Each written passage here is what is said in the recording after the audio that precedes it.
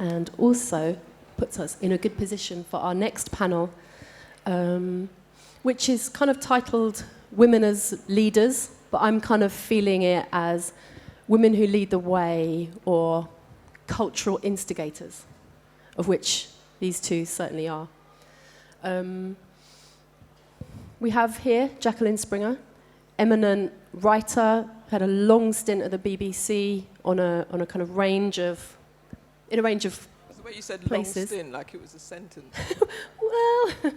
well, institutions certainly have their pros and cons, right? But is also recently appointed at the V&A as a curator for the title, I think, is Africa and Diaspora Performance. And a woman with a great many great things to say. So I'm really pleased that she's going to be here with us. As I am Marina Blake, who started the Brainchild Festival with her friends when she was 19. And 10 years later, the festival is still going and has evolved into a series of platforms that has been so successful at bringing forth new talent that often Marina can't afford to book people a year after she's first put them on, which is an unfortunate kind of success.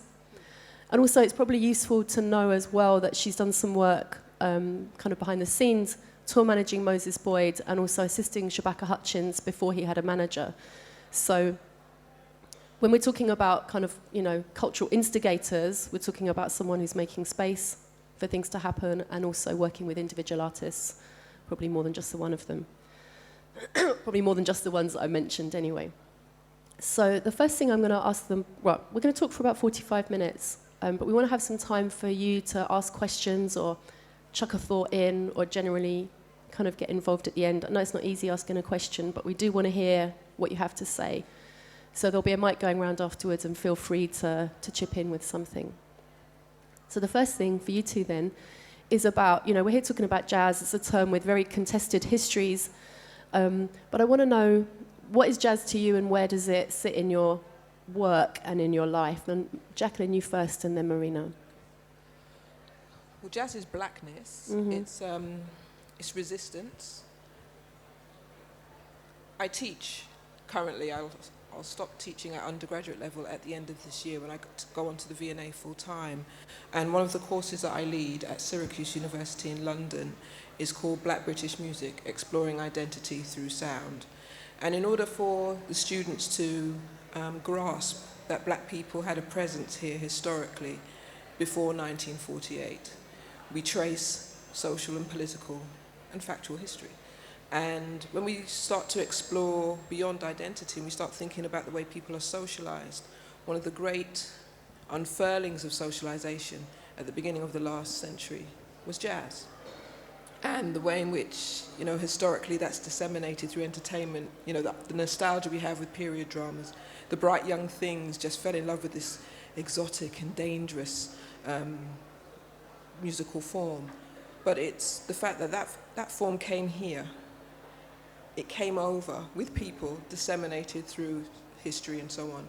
And that dissemination emanates from people, from cultures intermingling outside of the African continent. But those people came from the African continent because of enslavement. And so when I say it's about blackness, it's from the seat of humanity and the dispersal of people through their trafficking, the kidnapping, the enslavement, the coalescence of their and other people's cultures. That created jazz. And so jazz is blackness, but it's resistance and it's beauty. And I think one of the things that, with the course that I teach, students really just want to get to grime and rap. They want to orientate themselves in the musical forms that they know, and that's understandable. And for some, not all, for some, jazz is just the music that they hear when they're on hold. And they think that jazz is boring, that it's middle-aged, unless they have, a broader palette. And even the way that some generations, even not just young people, think about jazz in a very linear way, that tells us about the power that jazz has actually penetrated in other ways throughout history. So jazz is blackness and it's resistance. So jazz is blackness and resistance, because obviously, one of the other ways that some musicians prefer to use is just great black American music. how does those concepts, or how do those show up in your life and work in, how would you answer that? How do those things also show up in your working practices? Well, you can't talk about black music without talking about one of the, I call it the great unfurling of culture and entertainment and musicality, without orienting jazz at the beginning of, in the early decades of the last century.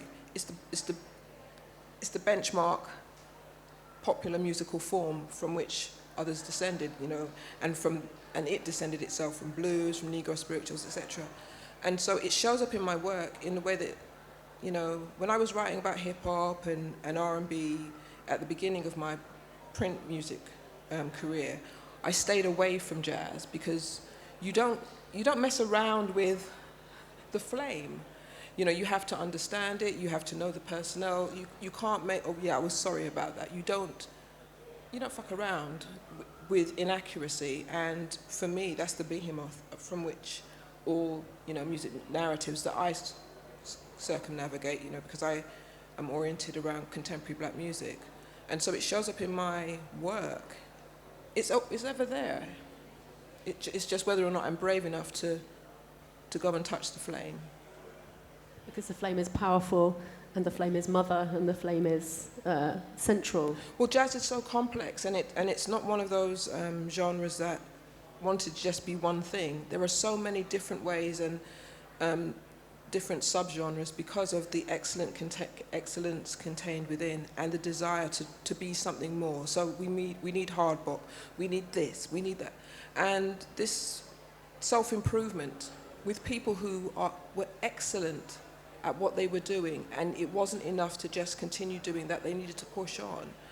So it's not something that you play around with, in order to become popular or to gain some kind of street cred. You have to know about music and to know jazz. Yes. Marina, can I ask you this in the context of Brainchild?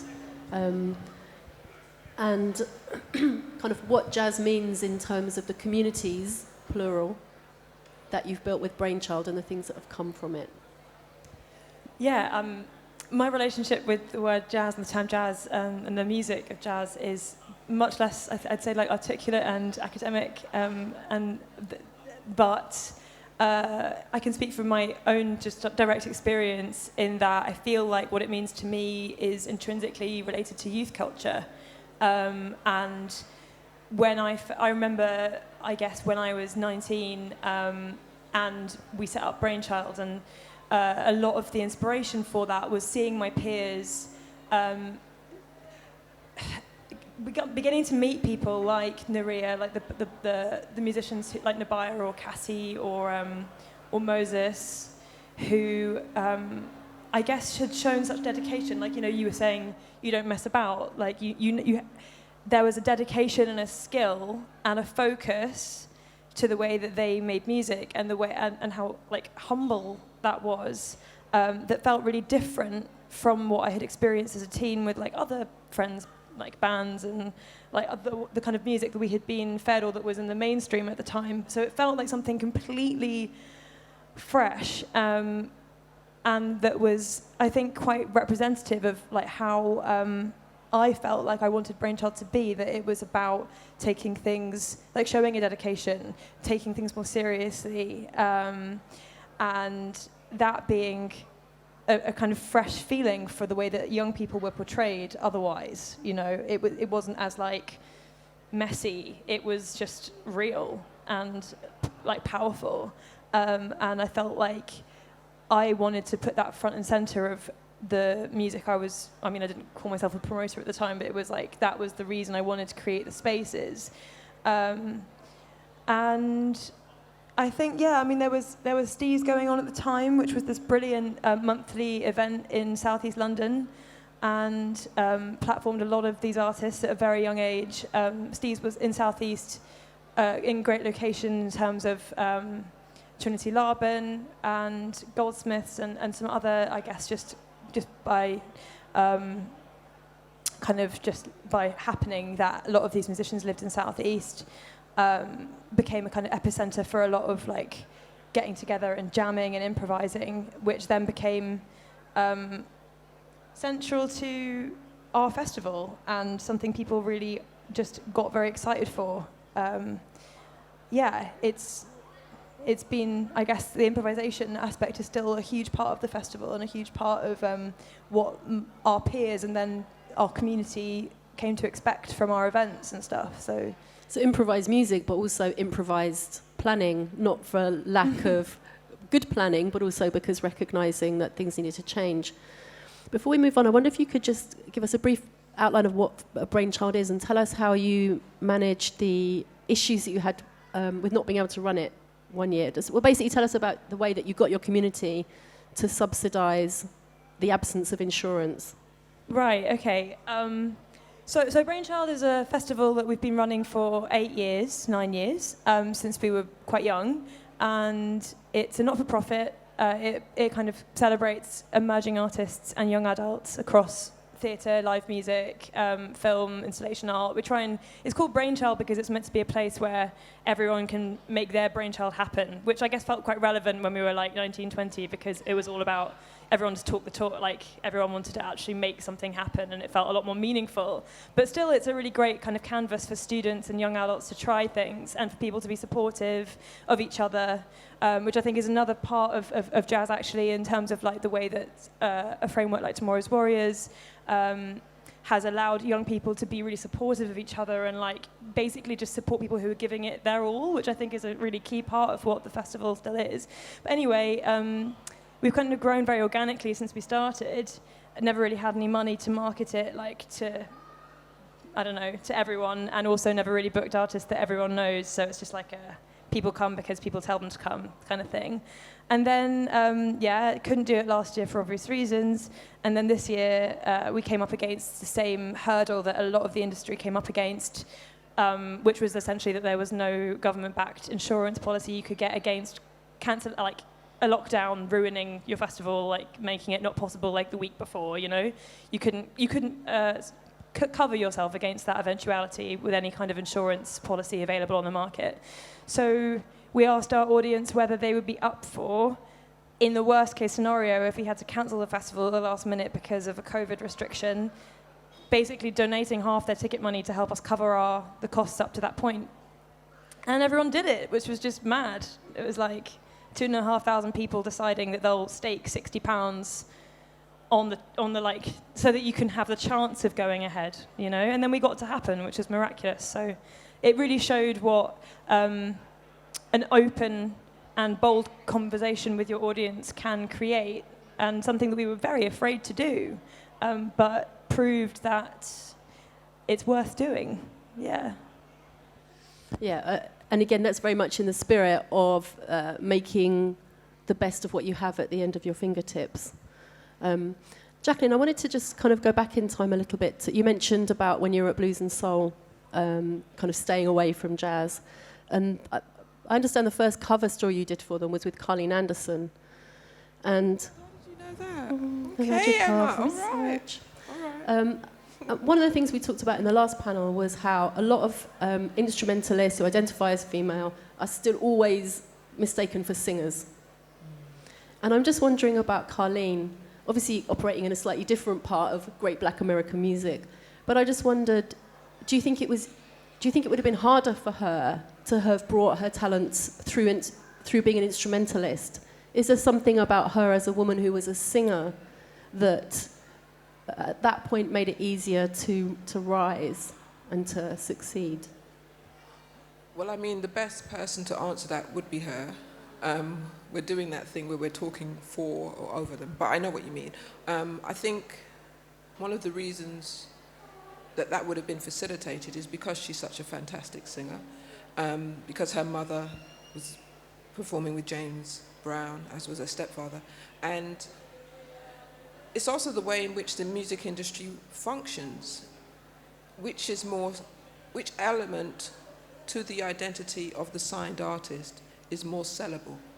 Where can we actually get you out there and get you selling units and get you touring? Are people more likely to find you appealing, compelling if they can hear what you have to say, as opposed to hear what you mean through what you're playing.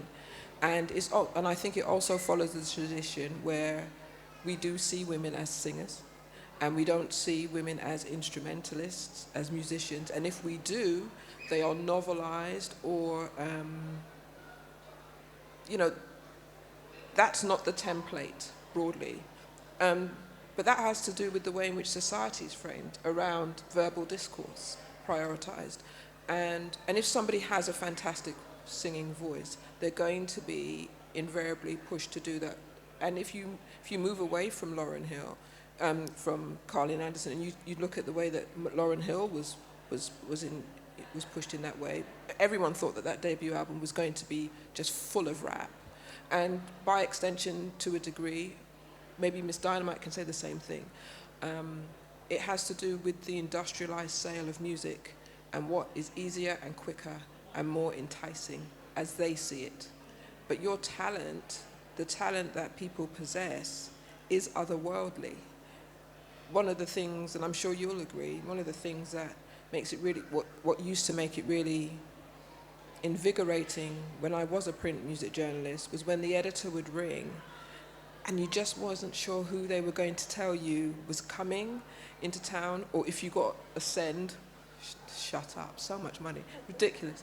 And also whether or not that music, how you would describe it, how you would be, what words would come based upon what sound was being emitted. And even though that you, as a writer, you have broadly free expression and free fall to do that, none of this arrangement, none of the commissioning process in editorial happens without the talent.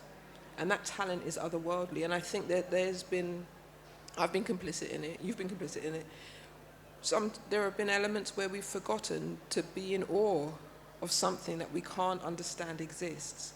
And so it's like, we need a cover, we need that. No, that's going to be a review. We need 200 words. And everything gets reduced. And we have lost, and sometimes, some artists are shit, but we have lost the idea that the very thing that we can't quite understand, how that sound comes from somebody, how somebody can actually play with the air in their, through the air in their lungs, with their fingers, with their feet. That's really, we orbit all of that, and I think that's lost somehow. You're reminding me of, I did a panel in Berlin a few years ago, and the title was, How Can Music Journalists Work in Greater Solidarity with Musicians? Which I thought was a fabulous question. And it reminded me that as the writers, the people who are reflecting the work, we're actually not in combat with the artists, but we are part of a community, a tapestry of people around the music, which contributes. So I've completely shifted my thinking as a writer, as a contributor to the culture, and I contribute in the way that I can, which is by translating or synthesizing or transmitting some of the otherworldliness that the musician can do through the medium that I can control, which is words. But you're right in about the awe. I think there was definitely a period when we were both writing for print publications where that sense was more easily lost than it is now. But I also think when you were just saying that we're not in combat, we're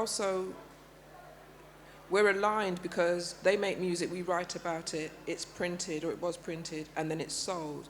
But then that delight in sitting down and listening and then coming up with description, with theory, with whatever, however you approach it, that's a singular joy. So even though it's responding to their music, it's none of their business at the same time. It's mine, it's yours. But you also need to make sure that it's accessible to the reader. So there is a selfishness within to try and be excellent and original about that which you're hearing, which everyone else is hearing, but you can describe. But it's not so much that it's about in combat.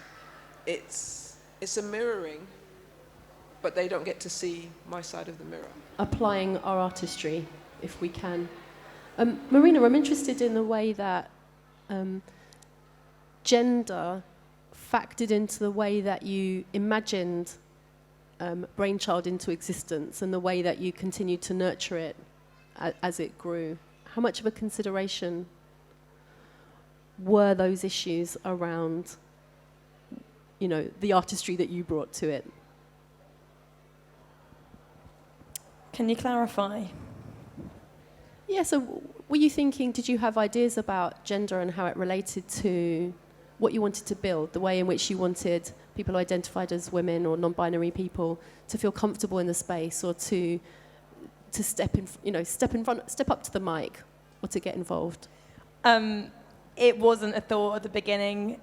We just were a team of mostly women, and I think have always, I don't know, it's been a thing that's been led by friends of friends and people with shared visions, and certainly one of the most amazing things about starting something when you're young and people don't have so much going on, you just go to people and you say, do you want to step up to this? And they go, yeah, I'm going to give it a go. And that was beautiful, and we ended up with a lot of amazing, women leaders in the organisation.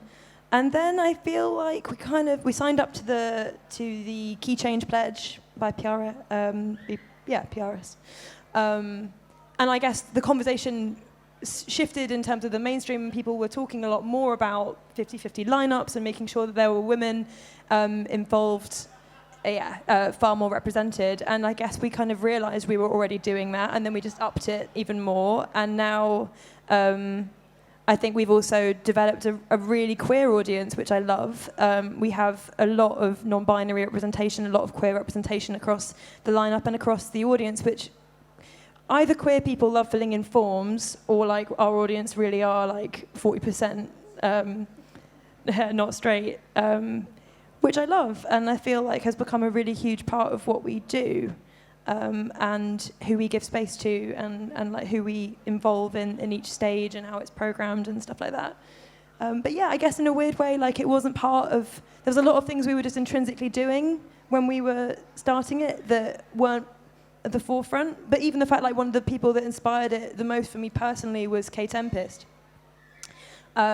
whose intensity and also like their relationship with their gender was obviously really like, I mean, it's come more to the fore in recent years, but was always present, and felt like, yeah, I guess there was a lot of that energy that felt like it was intrinsic to why the whole thing started. So must have been there somewhere. Jacqueline, what do you think about this kind of painful cracking open of, or expanding of gender that's been happening explicitly recently, brings to the music that we call jazz? What does that add to the richness of who is able to contribute, and how the music and culture continues to evolve?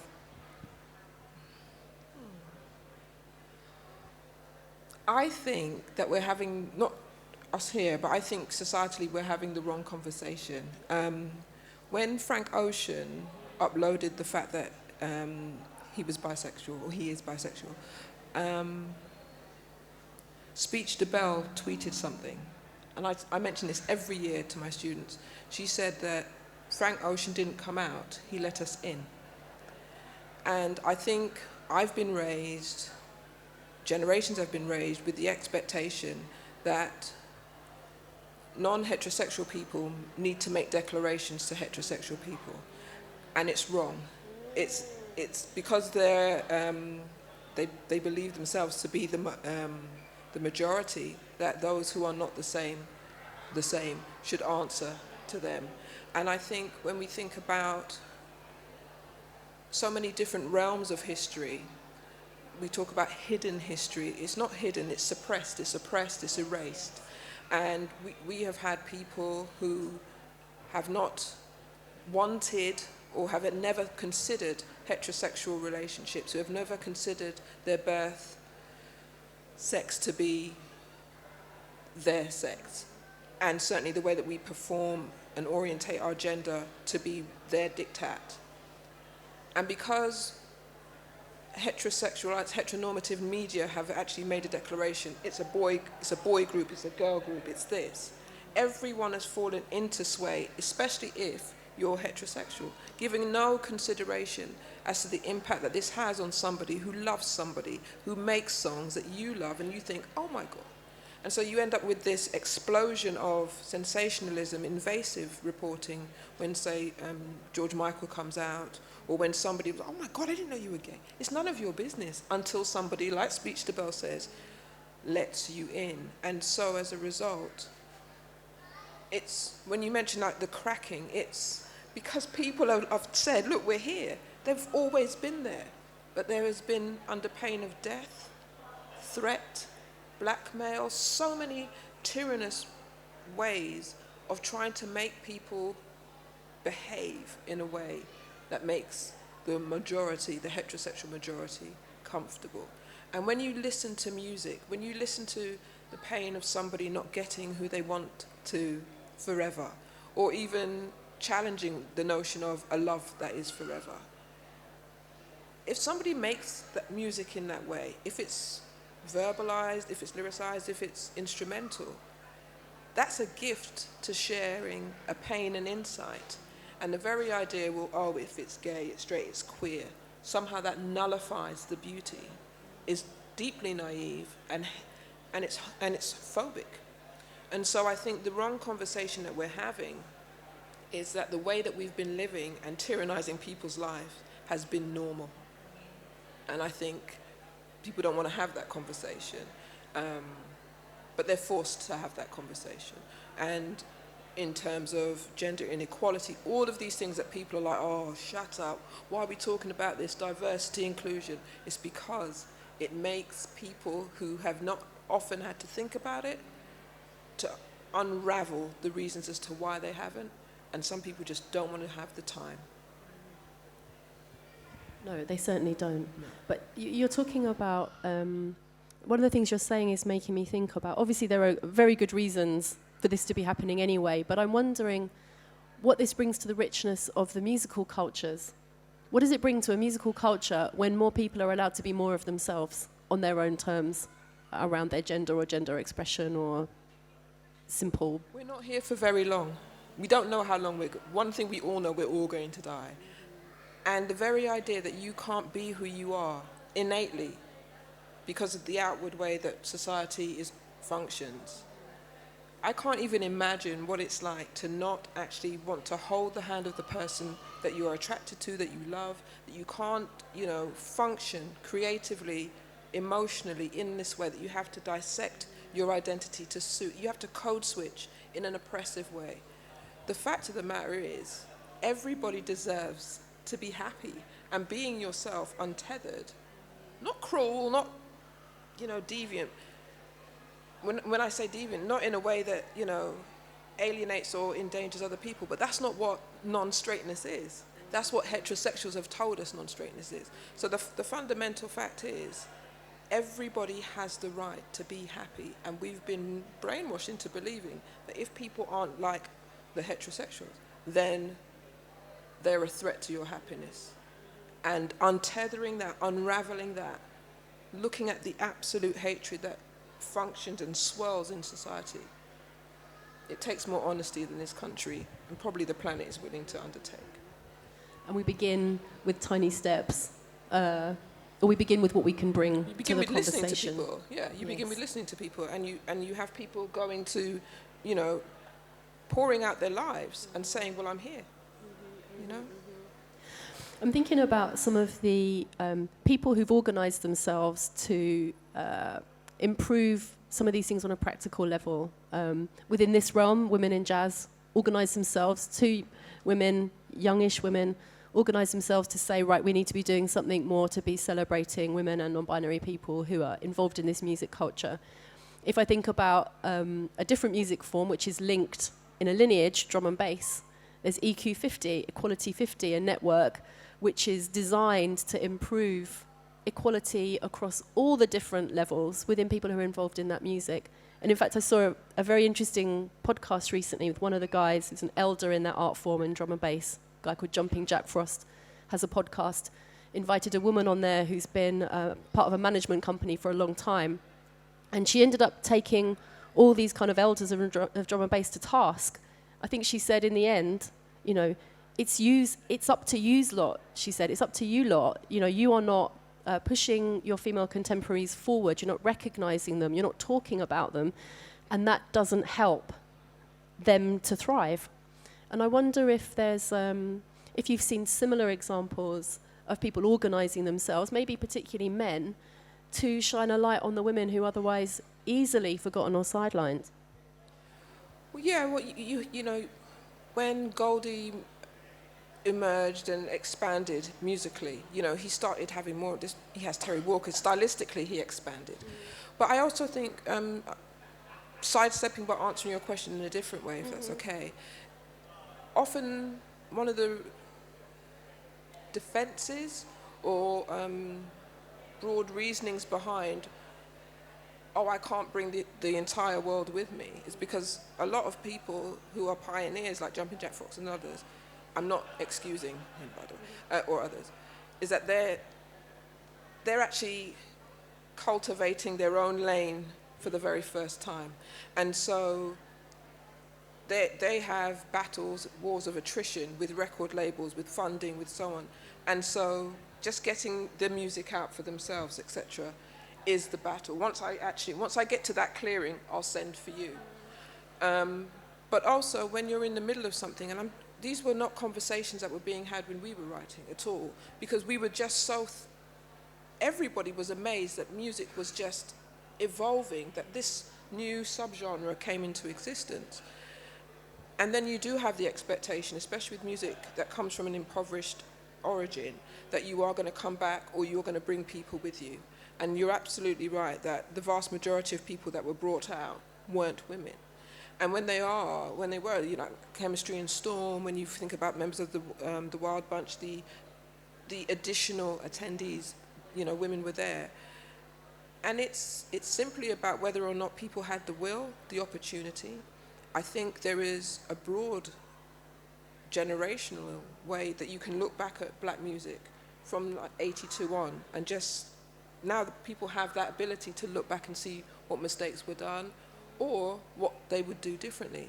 But if you were in 82, you were looking back into 72, you were looking into the doyens of disco. I think some people do it, some people don't, but you know what? People do absolutely jeopardize careers they make, the recording environment, record labels, recording studios, hostile places for women to work, not to feel unsafe in. You know, the idea of meeting the producer that you absolutely want, who may be a rampant misogynist. These things are, you know, well, he's a great producer. He hates women. Yeah, but he's a great producer. There's no, you know, people don't listen to women who are saying that even if they get access to the upper tier, the top table talent, that there's still more and more barriers put ahead of them. Marina, do we, you know, obviously we mentioned women in jazz, but I wondered if and there's some water to the side if you need it. And I've got a little cough sweet in my pocket if you want it. I'm wondering about, you know, people like Women in Jazz who are, you know, trying structurally to do some things. If there are any other people that you can tell us about who are organising to alter things on a kind of gender front, and particularly from this kind of cultural leadership side that we're talking about, people who are making and doing spaces where more things can happen.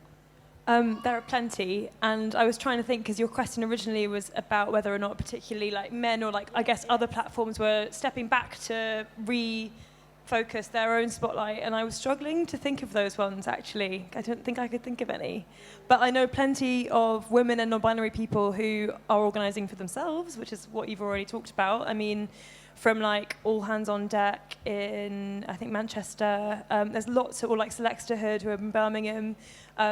There's a lot in, or Saffron, who are also a music like development company, do a lot of work for people to get into music production, women, non-binary people to get into music production. And then a lot of like Selectorhood and All Hands on Deck are around women and DJing. And they're doing great things, but also producers like India Jordan or Elka in the dance music world, who make their own labels and like only put out loads of compilations of these artists, particularly at the emerging end.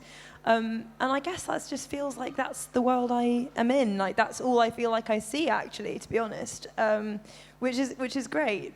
But I guess I'm in a little bubble of like that kind of thing happening all the time and feeling like it's really loud and really powerful and really successful, and like it's only getting to be more successful. And I see these people booked and organising and curating all the time. You know, like it might be, for example, even look at something like Boiler Room. Like this year, the Jazz Day was curated by us as a group of women. Zakia, who's a fantastic broadcaster, Zakia writer. Saul, who's on NTS. Yeah, and does NTS, and then also Galdem were the only curators on the Jazz Day, and it felt like, it's like, I don't know, it was great. It felt like an amazing energy on the night. Do we need to invite some boys around? Yeah, but you know, it's like I wouldn't say necessarily that some of these major platforms are like making a song and dance, or like making a song and dance is the wrong expression. What I mean is that I wouldn't say it's like a deliberate or like named effort, but I feel like things are changing in terms of who the venues or the major platforms are deciding to curate things and are like inviting in. And I mean, even from like I do a lot of dance music stuff, but like people like Sherelle, or like there are some serious like movers and shakers who are getting to call the shots on a lot of things about how these major institutions within music operate, and who are like the cover stars and who are running their own like nights, festivals, whatever. It feels like, it's a really exciting thing right now. So perhaps the gatekeepers may be shifting. Yeah. You think? Yeah, when you were just mentioning Galdem and other, this it's too reductive to call them brands, but you know, organisations where they discuss and they interrogate issues relating to identity, and then they can bring their knowledge with the personnel and the talent for which they've been celebrating or exploring.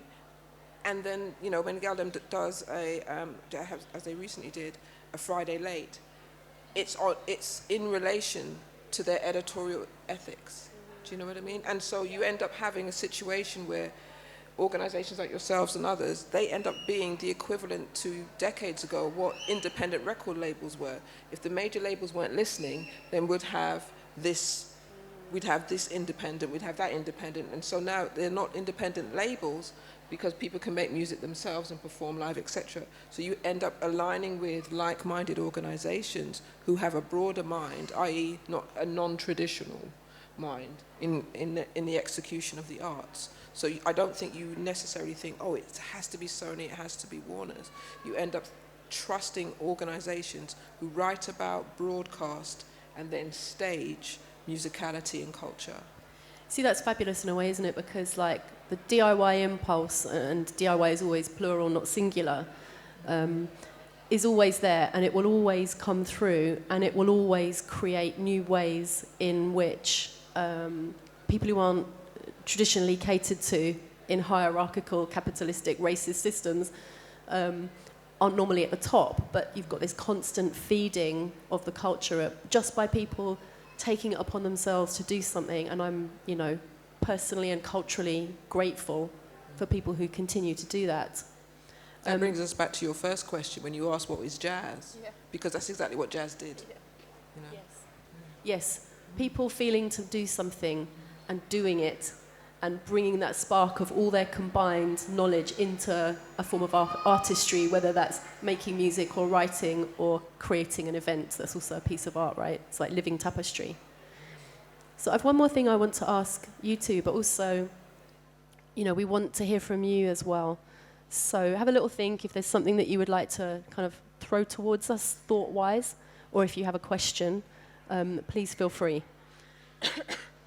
So the thing I wanted to ask you both is that women's contribution to the culture has always been there, but is often not hidden, squashed.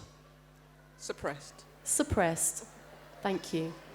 Now, it's not on women to do a better job, or, you know, gender non-binary people to do a better job of promoting themselves or pushing themselves, but I also see a lot of women who are not very good at promoting themselves shy away from it and generally just don't like to operate like that. So I just wondered if you had any thoughts on the way that women might individually or collectively try and do a better job of archiving and promoting work so that it doesn't get lost.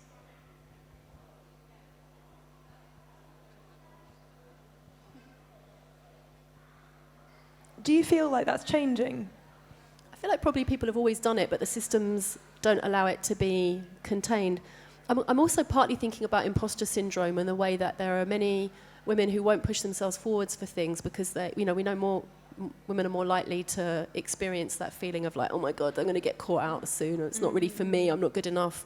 That kind of cringed embarrassment kind of about.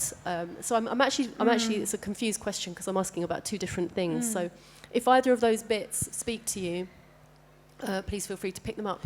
I think it's something else you mentioned we might talk about. It kind of feels like it's the mirror side of a real attribute that I see in at least the women that I know and work with of honesty and like a real commitment to like being honest and I guess like strength in that vulnerability about why you do what you do or about making sure you know enough about what you want to talk about before you talk on it. You know, there's such like a commitment to like what you said about not messing with something like because I guess that's such a selling point. That's such a strength of the women that I know who work in culture.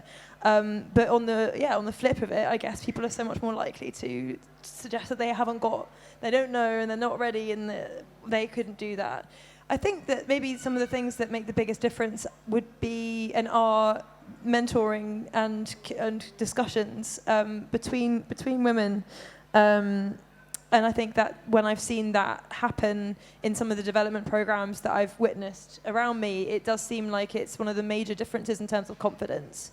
And I think, the more that we can do that type of thing, I'm sure we will see the reward of that. And I guess why I asked if you felt like that was still happening as much is only just because, I don't know, I think from what I can see in the little bubble that I'm in, I feel like when there are women and non-binary people who are in charge of particular curatorial or cultural things, I feel like they're doing a great job of bringing each other with them and like supporting each other.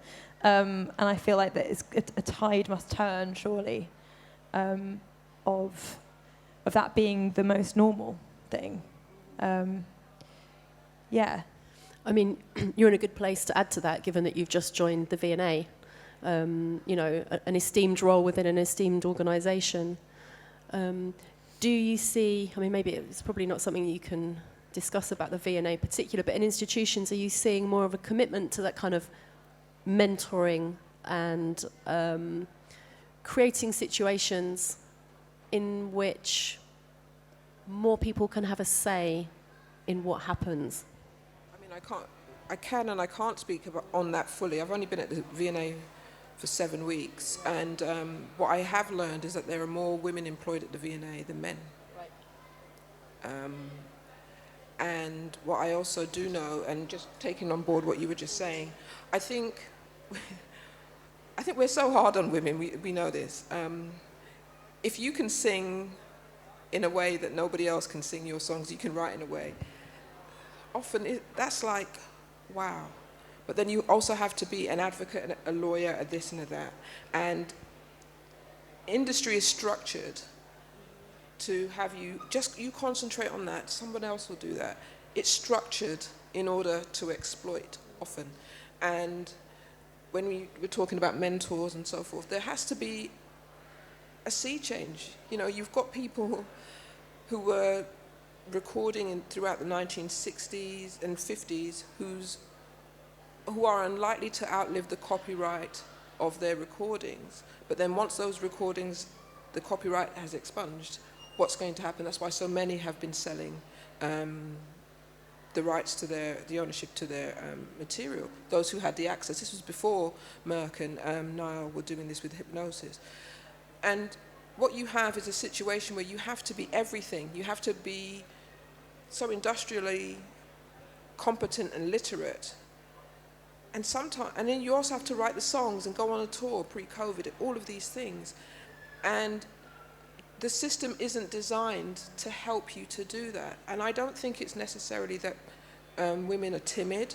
I don't. I think when women are forthright, they're called bitches and they're called divas and they're called difficult and they're called drug addicts and all of these sorts of things. When they're trying to cope, their coping mechanisms are often derided because they're not acting like a lady. What needs to happen is there has to be far more transparency in the way in which an industry works. And here we are. I know she's not jazz, what I'm about to say, but you have a situation where yesterday Britney Spears got out of a 13-year conservatorship, but her mental health was so deeply compromised by the industry and the way that she was put to work. And she enjoyed her work at the beginning, but even the work that she enjoyed was so deeply problematic and questionable, the way in which she was sold as a Lolita and the impatience that somebody dare mature and age and doesn't look tempting to the mainstream media.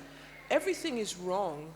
It needs a real cleansing, and I think that the onus can't be put on women for being not forthful enough or not forthright. You're encouraged to get a manager or legal representation. Here's a list of lawyers for you, and your talent brings you there, but your talent can't guide you to where fairness resides. And I don't have the answers in terms of the intricacies of the industry, but we absolutely know that somebody should now not look dead behind the eyes because of the experience of making music, because making music was joy for her. Because making music is joyful. I remember hearing Angel Bat-Dawid, who's performing next week at Earth with Damon Locks, saying, "What I do is supernatural, extraordinary. It's supernatural. It's extraordinary. It's natural and ordinary, and everybody should be doing it, and everyone should be contributing. And she can do it." In fact, she was on this stage the last time this happened in the Real. But what she's saying there is she's talking about the awe-inspiring aspect of making music, but actually that being something that everyone can connect to in some shape or form. So let's see if anybody from you have anything that you would like to ask our panelists or share, or kind of an observation as well as a question. I wonder if we have anybody who has anything. Yes, we have a microphone. Maybe the microphone is coming towards you now. Is that on? Yeah. Thank you so much for all of your kind of comments and contributions so far. I think it's been like a really incredible discussion. But I guess I just wanted to sort of pick up on a point which I think was touched on. We see so many examples of incredible women musicians, women leaders in the industry, and the media portrayal of London jazz and women really highlights some of those. But I've spoken to lots of musicians who feel like perhaps it is a misrepresentation, and when we look at the stats, women instrumentalists still drastically, unrepresented. And Women in Control study, I think, recently found that the number of women and black women on music trade bodies, for example, was 0% in many cases. So there's still kind of shocking underrepresentation, and I kind of wonder, we're seeing women do the work, and we're seeing that women have the talent and the creativity. So is there a need for sort of male allyship and men to sort of have a role here in using their power and the roles that they currently have to raise these women up into leadership positions and raise up that kind of creativity? I just wonder if you think male allyship has a role to play here, and if so, what a male ally in the music industry for jazz looks like.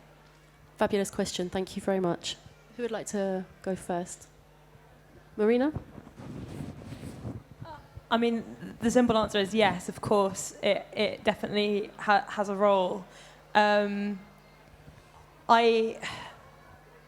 be interested to know, in terms of those stats, what that's like at different age groups, and how that changes in terms of, like, obviously I'm not of an age yet where I have a family or children, but I am interested to know what happens And I guess it relates to, yeah, I mean, just how difficult it is to make a living as a musician in the first place, as a session, like in terms of instrumentalists, and maybe people who aren't at the forefront necessarily of the whole, like being, like you mentioned, some of the female musicians who are being spotlighted in the current like London jazz movement. But I'd be interested to know a little bit more about the struggles of women who have families and what more could be done. It's something I guess I'll have to talk to the people that I work with more about. I feel like that's something I could do, definitely. I should have more open discussions with some of the musicians in our community around how they feel. I think one of the nice things you pointed out is just that perhaps the coverage of jazz right now is, as you say, a little bit misleading and isn't really presenting the issue that is still persistent. And I feel like I could do more to interrogate that with the people that I work with, so that's something that I'll probably do. Thank you. Jacqueline, male allyship, yes? How? Well, I think we use the word ally because we know that we need friends, people who are like-minded, because the vast majority of those in positions of power are just not going to help. And I think ally is a word, is a means of getting through, because the same systems exist where women are kept out. You're great, or are you not going to have a break and have a baby? And, you know, whether it's at record label level or, you know, performers. It's sexism. It's really what it is. It's the presumption in some aspects and some confines of the industry and the arts that women are either incompetent to have responsibility or that their participation in their work will be temporary. The very idea that women in some ways are just not good enough or as good as, and yet some of the best-selling women are women, the best-selling artists are women, or women who present as women. And just this notion that if you know, that your gender predetermines your right to actually be as happy creatively doing what no one else can do as good as you, it's sexism. And we have allies, and you do have more women in record labels, senior positions than when we were writing, and heads of departments, and yet the industry in itself has shrunk. The answer is that people need to be recruited, you know, headhunted, enticed, celebrated, because they can do the job. But at the recruitment level and at boardroom level, what is often happening is, she's great, but. So who's saying the great but? And those are the people who keep their feet on the ceiling that they can't come up to. Yeah, the point that you raise about trade bodies and kind of governance and strategic level work is a really important one, and I guess one to explore another time. The next conversation is about audiences, and we have two panelists on that one.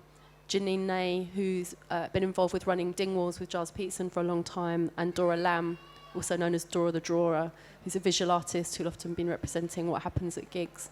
Which means that really all we have to do now is say a very big thank you to Jacqueline Springer, Contemporary Black Music Culture, and to Marina Blake from Brainchild. Thank you.